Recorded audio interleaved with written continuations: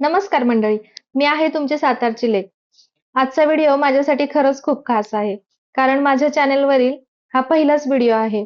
असं म्हणतात प्रत्येक नव्या प्रवासाची सुरुवात गोड असावी. म्हणून म्हटलं आपण आता काय गोड करूयात पहिल्या व्हिडिओला. मग म्हटलं चला मग पुरणपोळीच करूया. तसंही आता अधिक मास सुरू आहे. आमच्यात तशाही धोंडे पोळ्या अजून झाल्या नाहीत. म्हणून मग हा सगळा घाट घातला.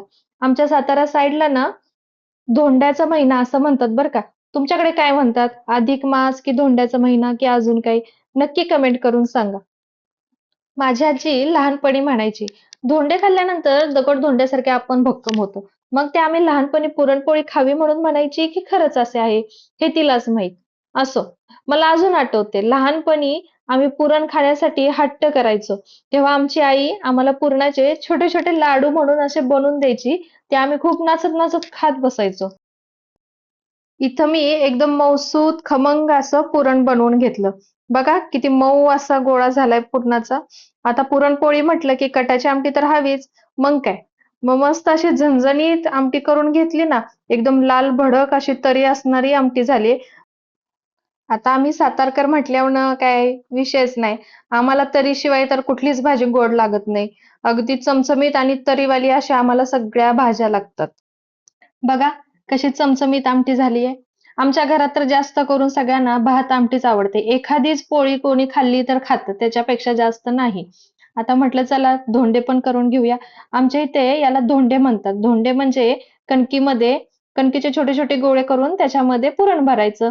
काही जण त्याला शिजवतात आणि आमच्याकडे तळतात. आम्ही तळून घेतो म्हणून मी इथे तळून घेतले. मी इथं 5च केलेले धोंडे. पुरणपोळी म्हटलं की मला एक म्हण आठवते. पोरगीला बघावी होटात आणि पोळीला बघावी काटात. म्हणजे कसं पोळी फुगली तर ती बाई सुगरण. नाही तर पोळी नाही फुगली तर तुला बाई पोळ्याच येत नाहीत. अशा म्हणणाऱ्या लेडीज आपण. काही जण तेलावरती पोळ्या करतात. पण आमच्या इकडे माझी आई पहिल्यापासून पिठावरतीच पोळ्या लाटते. तशीच मी पण शिकले. त्यामुळे मी पण पिठावरतीच पोळ्या करते.